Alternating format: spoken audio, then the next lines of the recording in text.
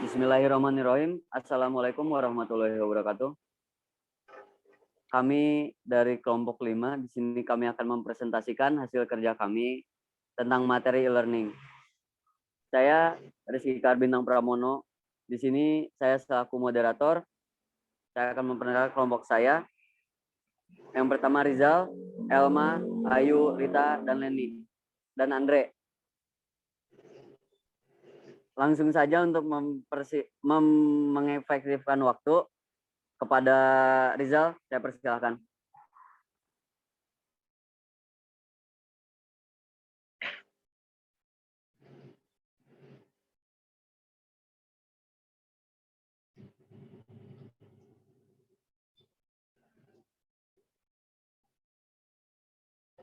Kepada Rizal.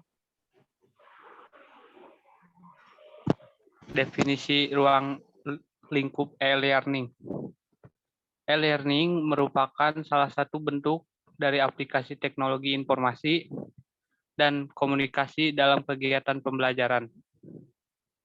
Berdasarkan definisi ilmu yang telah dikemukakan oleh Clark, Andrich, dan organisasi The American Security for Training and Development atau ASTD.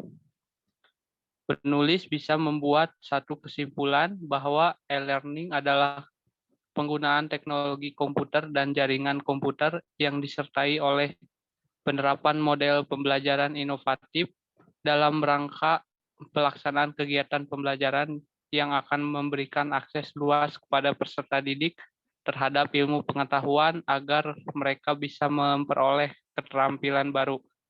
E-learning adalah perangkat pendidikan berbasis komputer atau sistem yang memungkinkan Anda untuk bekerja di mana saja dan kapan saja. Saat ini, learning dapat disampaikan melalui internet.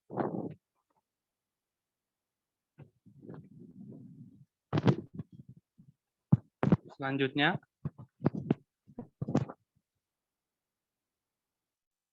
unsur-unsur e-learning.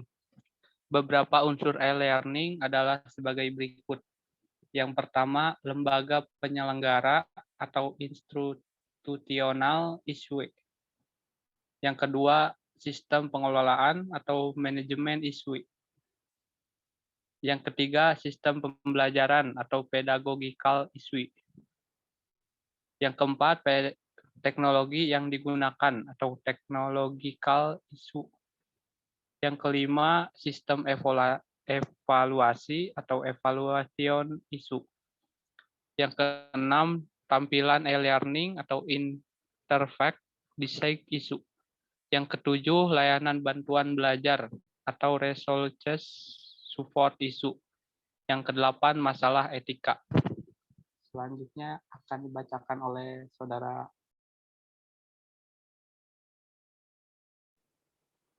Silakan Saudari Elma. Selanjutnya ada karakteristik e-learning, kurikulum pembelajaran. Terbagi menjadi 4, yaitu sesuai dengan visi dan misi organisasi. Yang kedua, penilaian kebutuhan organisasi dan individu. Yang keempat, yang ketiga, menciptakan standar kompetensi kinerja. Yang kelima, penetapan tujuan dan insentif. Terus ada konten pembelajaran, berkualitas, tepat waktu, relevan dan konsisten, dinamis dan fleksibel. Akses jaringan informasi dapat dijangkau secara luas dan kapanpun saja. Dapat menyampaikan beberapa metode yang berbasis teknologi, sinkron dan asinkronus. Pengalaman penggunaan e-learning. Berpengalaman dalam membuat bahan pembelajaran seperti multimedia, dapat menggunakan simulasi atau bermain peran, dapat memberikan motivasi kepada siswa. Peningkatan kemampuan pengajaran sebelum melaksanakan pelatihan kepada pengajaran secara pribadi dan real time mentor secara online.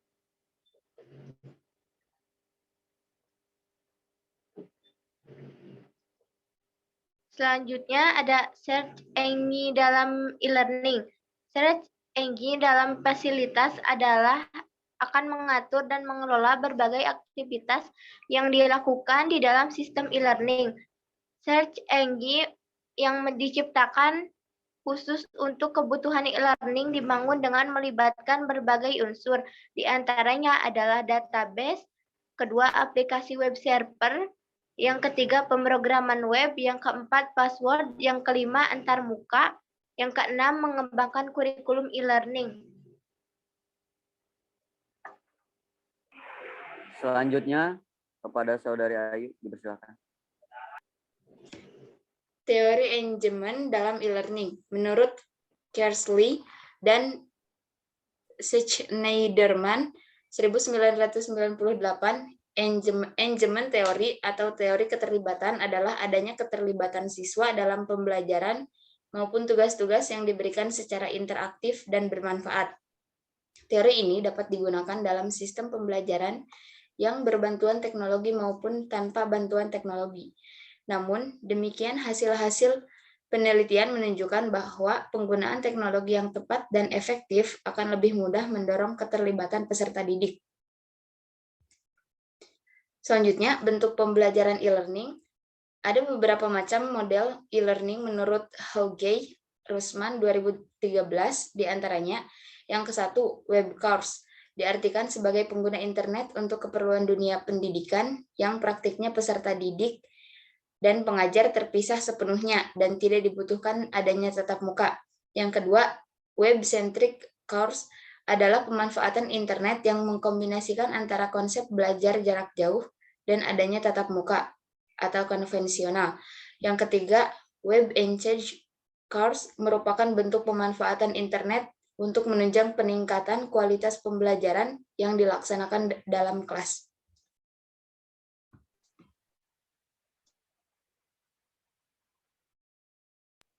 Selanjutnya kepada Saudari Lita, dipersilakan.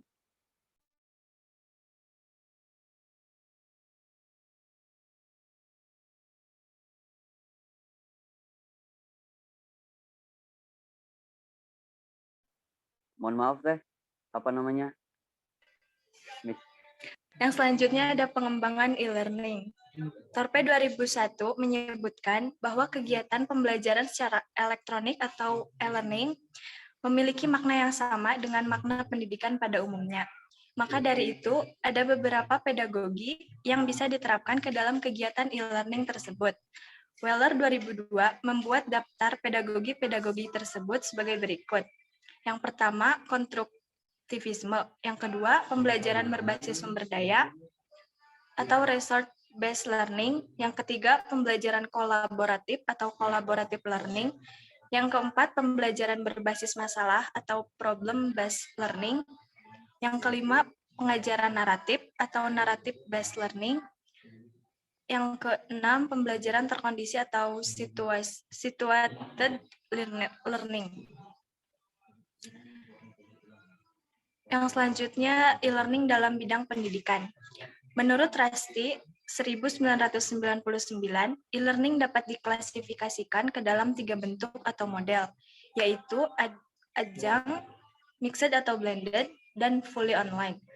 Ketiga model tersebut merupakan suatu kontinum, bukan merupakan sesuatu yang diskrit, sehingga sulit sekali kita mengatakan tradisional penuh atau online penuh.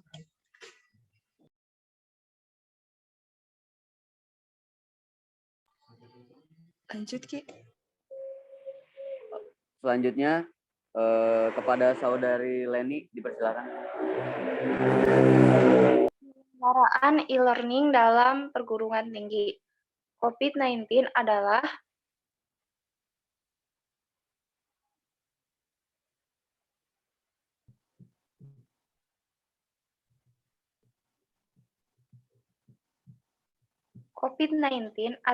penyakit yang disebabkan oleh turunan coronavirus baru. Diambil dari virus dan disease atau penyakit. Sebelumnya, penyakit ini disebut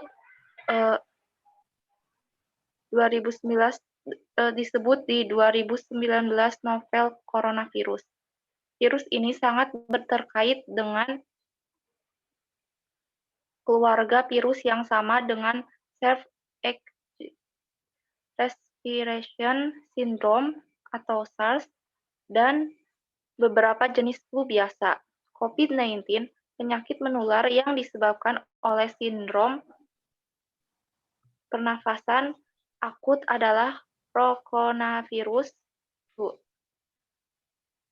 Penyakit ini pertama ditemukan pada Desember 2019 di Wuhan, China, dan semenjak itu menyebar secara global ke seluruh dunia yang menyebabkan pandemi coronavirus 2019 hingga 2020.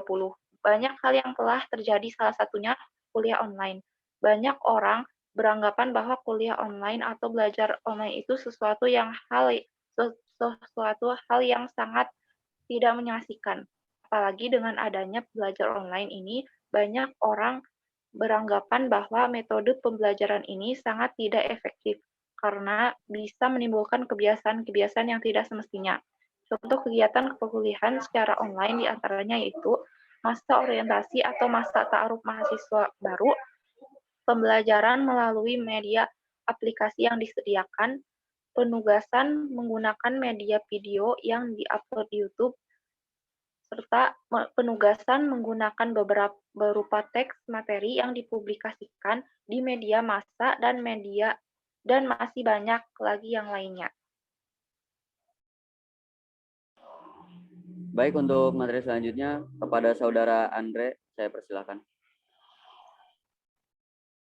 Pemanfaatan e-learning dalam bidang pendidikan. Menurut Siahaan 2003, dalam pembelajaran e-learning memiliki manfaat untuk pengajar dan peserta didik. Adapun manfaat tersebut yaitu bagi peserta didik dan bagi pengajar. Pembelajaran yang dilakukan dengan menggunakan e-learning memberikan manfaat bagi pengajar seperti yang pertama, mempermudah pengajar untuk mengupdate bahan-bahan belajar sesuai dengan perkembangan keilmuan yang terjadi. Lalu yang kedua, meningkatkan pengetahuan atau wawasan dan mengembangkan diri. Yang ketiga, pengajar dapat mengetahui waktu dan durasi materi yang dipelajari, berapa kali materi tersebut dipelajari, dan mengendalikan kegiatan belajar peserta didik. Yang keempat, pengajar dapat mengetahui soal-soal yang dikerjakan peserta didik. Yang terakhir, pengajar dapat memeriksa tugas dan memberikan hasilnya langsung kepada peserta didik.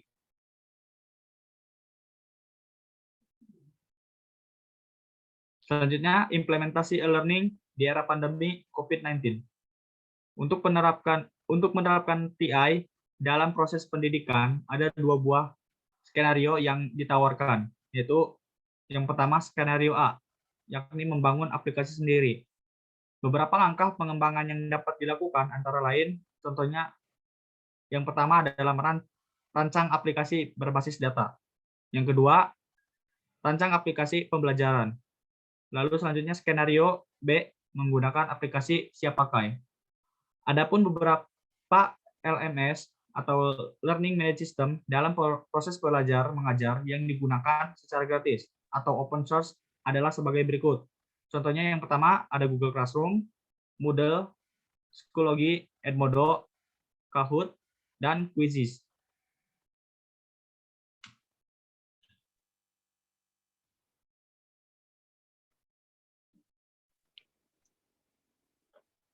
Baik, mungkin cukup sekian yang dapat kami sampaikan. Kurang lebihnya mohon maaf. Saya tutup. Wabillahi taufiq wal hidayah. Wassalamualaikum warahmatullahi wabarakatuh.